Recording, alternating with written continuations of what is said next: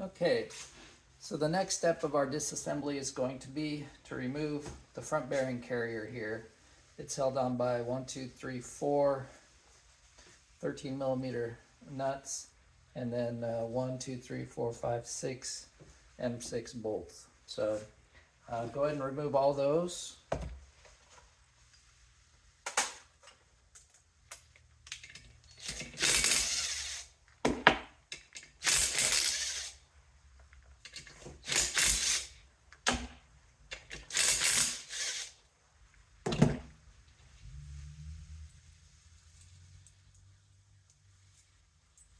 Get the wave washers with those.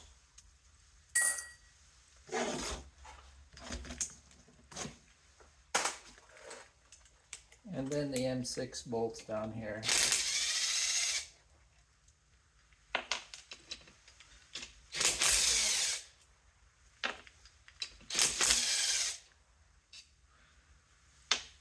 These two are a little shorter, and these four are a little bit longer.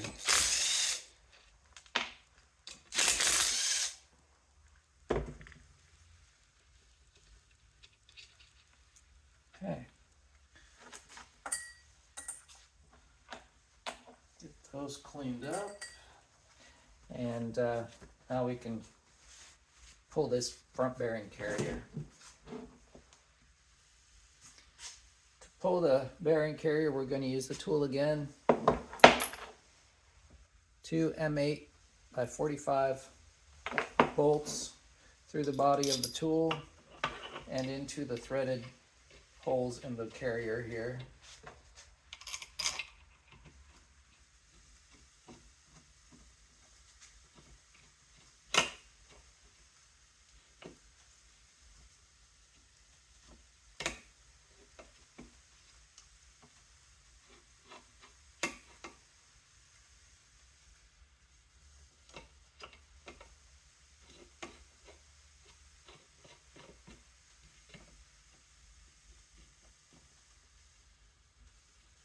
Okay.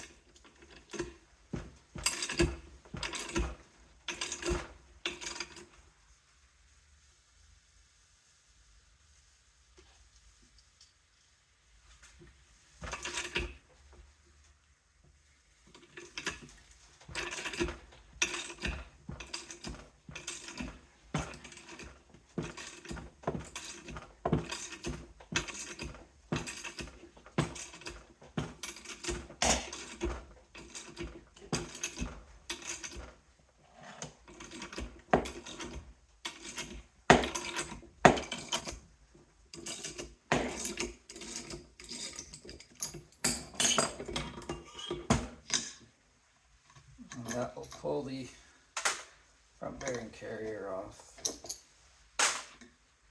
Remove the tool and the carrier. Make sure not to drop the oil pump gears, which are just sitting in here. Take those out in a little bit. And then behind the carrier, you'll see the front crankshaft spacer. It's a beveled spacer. The bevel goes towards the crankshaft, and it's a different thickness than the rear spacer, so you'll want to make a note of its thickness.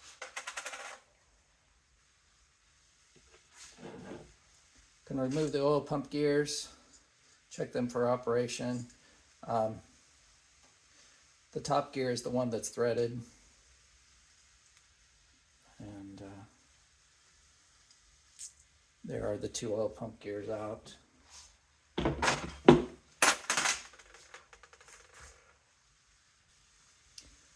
Once the front bearing carrier is removed, we need to remove the front slinger This is the front slinger.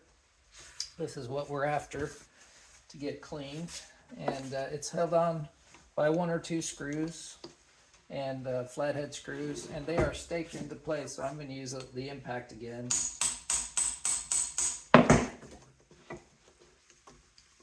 To remove those 2 screws. This motor looks like it's never been into, all the signs are that it's never been serviced. So we've got a factory motor from 1964, which is pretty cool. 60 years old now.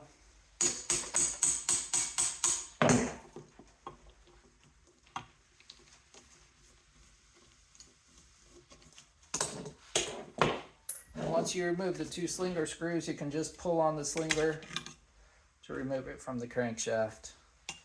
So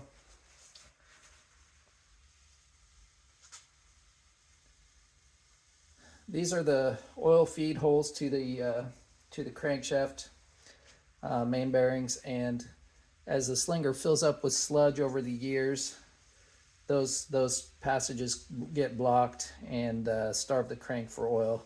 This one is not too bad. I would say it's only about halfway full.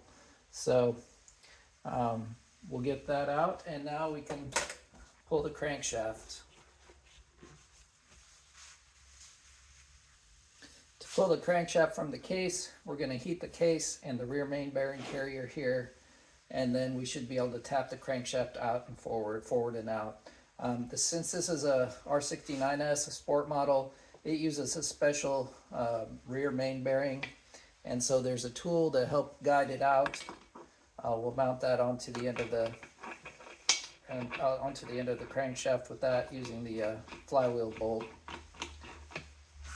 And then before we tap it out, we're going to heat the case and the bearing carrier. And once we've got the case heated up and the rear bearing carrier,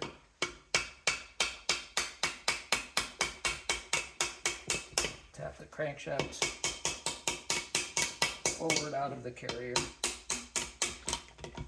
There it goes. The tool.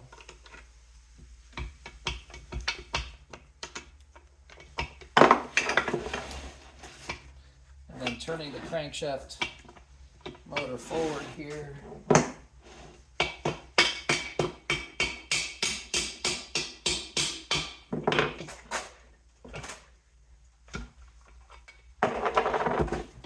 I hadn't pulled it all the way forward yet, so once you get to this point, you can tip the nose of the crankshaft down and then work the rods out of the case. And you've got your crank out. That is the removal disassembly procedure for these /2 engines. Take them down for slinger cleaning. Next thing we'll have to remove is the rear main bearing, and behind that is the rear slinger, and we'll remove that also.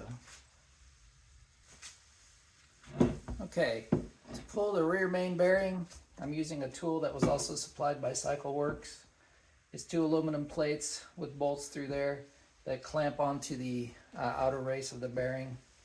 Holding that, there's a sleeve which fits over the end of the crank, and you'll be using your flywheel bolt to hold that sleeve in place.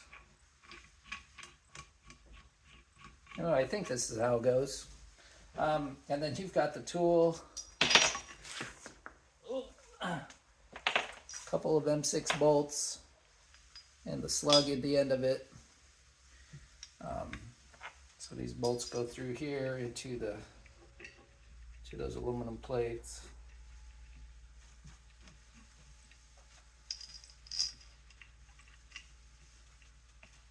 Like so. Quite the convoluted setup here. But as we tighten this bolt down, it should pull that rear bearing off of its journal there. I'm actually going to set this in the vise and work on it there, so it won't rotate while I'm doing that.